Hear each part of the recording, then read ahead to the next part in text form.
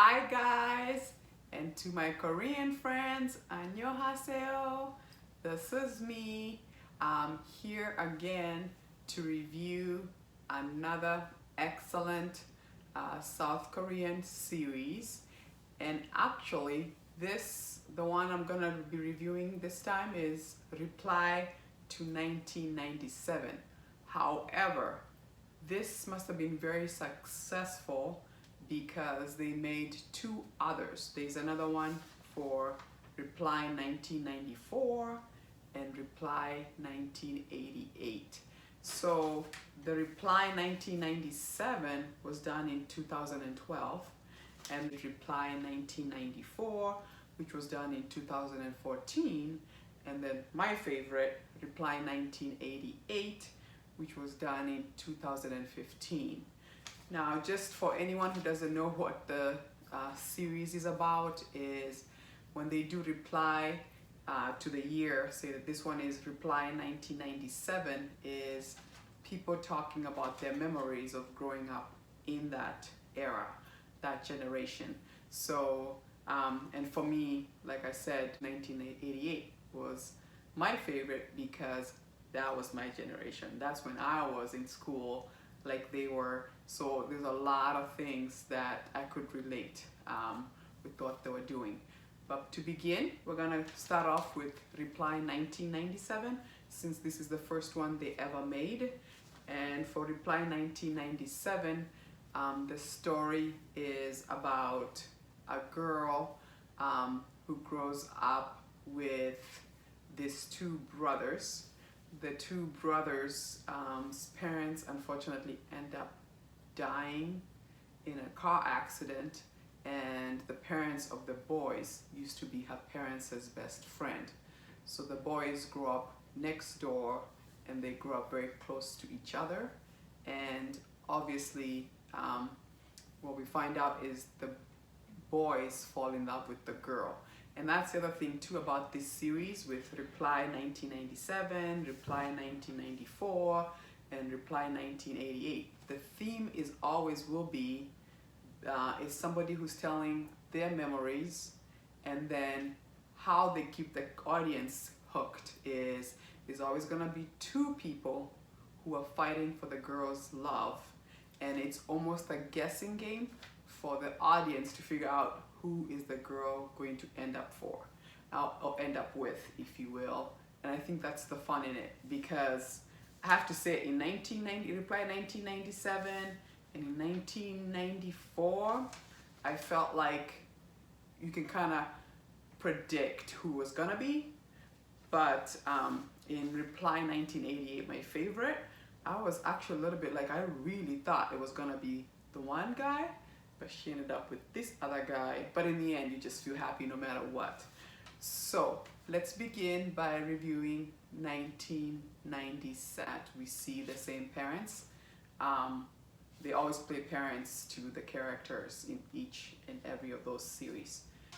So over here, we do see where the main character obviously is pregnant. And what we're trying to figure out is who's her husband. Is it him or him? They're both brothers. So that becomes the struggle, which is kind of interesting to kind of watch.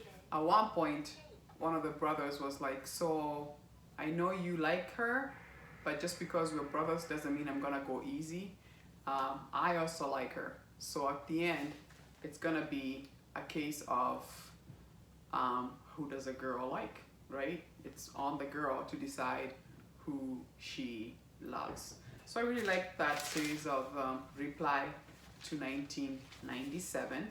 So let's go ahead and review Reply to 1994. So in Reply 94 is based on a couple that is renting out a house to, let's say like a boarding house. So you have these friends who go to live in the same house to rent from this couple, once again being played by Dong-hwi and Lee-hwa's characters.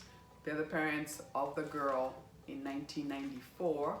And then obviously what we find out is these two guys who are living in the boarding house who also take a liking to the daughter, and so it becomes a case of, once again, who is the girl going to end up with one of the two guys.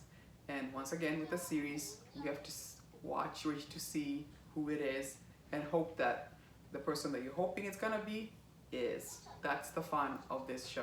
See, it opens up with, it's a girl's wedding, and that's the girl, and now we have to figure out who is she actually getting married to. And her parents are Son Dong-yeol and II-hwa's characters. Here we go.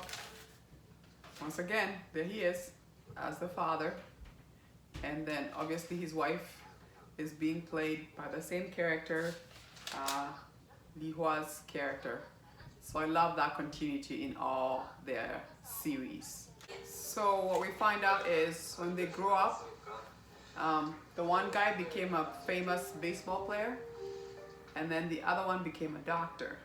And obviously they both love her, so she has to choose, is she going to go with baseball player or the doctor? This is an interesting scene when they bump into each other by the elevator. Like, whoa, you could cut the tension with a knife. It was so stressful. I mean, look here.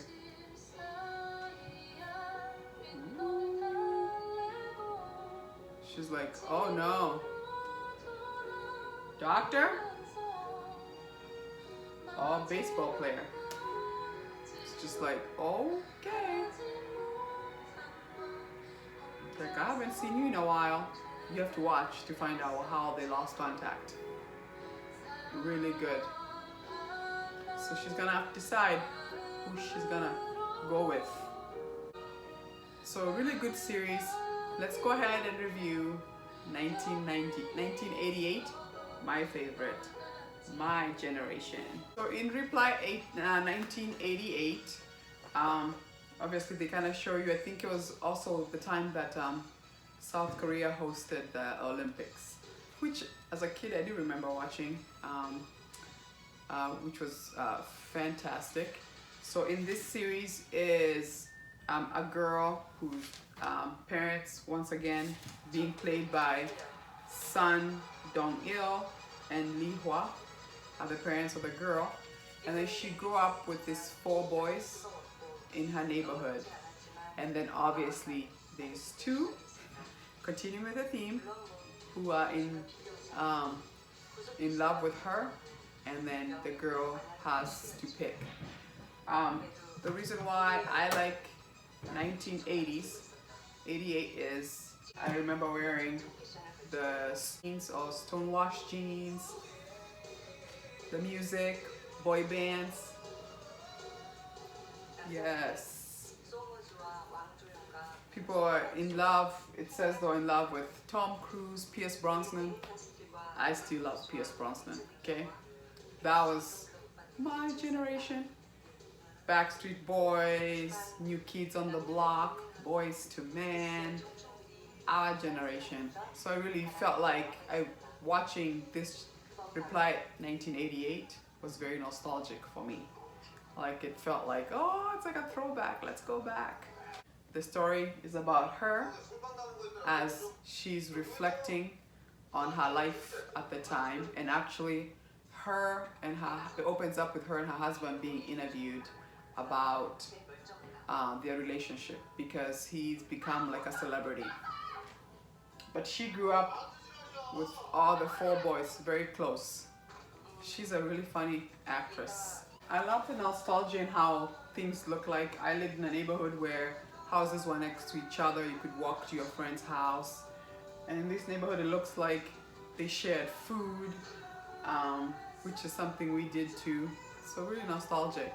Now this brings back memories. If you grew up in a neighborhood that wasn't the safest, you knew they used to build concrete fences and then on top they would put broken glasses, and that used to be so that if somebody was trying to jump into your fence, usually because of theft or whatever it is, that was actual extra protection, so that you'd have to like figure out how to jump over the glass too, or you'd get all cut up. And then later in life they started putting more of the barbed wires around it. That was security then. There was no ADT or anything like that. It was broken glasses on top of your fence. That is so nostalgic. This is the other part that is also nostalgic for me growing up, with the kind of games you played. I thought it was interesting because I remember my brother used to do the same thing. This was Seoul Olympics. Who remembers this? If you know that, you know your age. You're definitely an 80s kid, huh? 80s kid here. This is also nostalgic to me, you know, seeing women sitting on streets talking. You know, in those days, I believe there was more stay-home mothers than mothers who actually worked in offices. So this scene is very nostalgic as well. When you come in the neighborhood and people sitting outside, mothers talking. You know, in those days, it was like it took the village to raise a child. So if your neighbor saw you doing something wrong, she didn't have to wait for your mother. She'd be like, hey, what you doing? Huh? Change. These are the women who would raise a village, technically speaking, really. Love that. And I love in this 1988, their relationship was really touching. You know, one is a single mom, the other one is having some financial issues. Just the way they support each other, all the three women, was very, very heartwarming and really touching. I really love that. So at this point, you know, they're all grown up, they're having a nostalgic moment, and she's with the husband. That's the girl, she grows up, and that's the husband. And so the audience is trying to figure out, who is this? You know, out of her two friends, was it the gamer, the one who used to win all the games, or was it her best friend who used to live next door? And that is the fun in trying to find out who it was. I like this scene because he goes to see one of his friends. They grew up together. Both of them like the girl. So it was almost like, look, we all grown up now. We need to have a discussion. I know you like her, and I know that I like her. So in conclusion, really, you know, if you're a K-drama fan like I am, I would recommend watching these three. And I found it interesting to watch, you know, based on how they were made. You know, like I said, 1997 came first, Reply to 1997, then they did Reply to 1994, and then Reply to 1988. Really, at the end of the day, it's almost like nostalgia. And then what I do like is, the idea is someone's gonna fall in love. There's two people who are fighting for her love, and the audience, the fun with this series is the audience is kept at guessing every episode. It's one of those that you do not want to spoil for anybody. That would be cruel, okay? I believe some, like 1994 and 1988, some of those episodes are like an hour long. Now I did like in 1997, they kept the episodes like half an hour, so it helped to go through it faster. But just a really excellent series. 97, 94, 88. You feel like you're rooting, like, oh, I hope at the end it's gonna be him. I like him, right? I have to say, in 1988, I felt like it was so well done. I really thought she would end up with the other guy, and then she ended up with this other guy. But the way they explain it and show why it would have been him makes a whole lot of sense. With the other two, 1994, 1997. It really kind of felt like it's gonna have to be him. It's gonna have to be him because look at them together. It just felt like they dropped more hints. In 1988, which is their last one that they did in 2015, you could tell the producers and the directors had really perfected that. You really cannot pick up a clue on which way it's gonna go. It was really like neck to the end until you figure out. And then Greece once again, South Korea really doing excellent work. Like I had said before in my previous videos, I believe South Korea is here to like make their work go international. Once you've seen a K-drama, you're hooked, just because the writing, the acting, the production, all of it, you can tell they don't spare anything. They really do excellent job with knowing how to keep the audience hooked, and everything is good. It just gives you, if you like nostalgia and going back, this is your series. Once again, thank you so much for your time. I'll see you again in my next review. Deuces.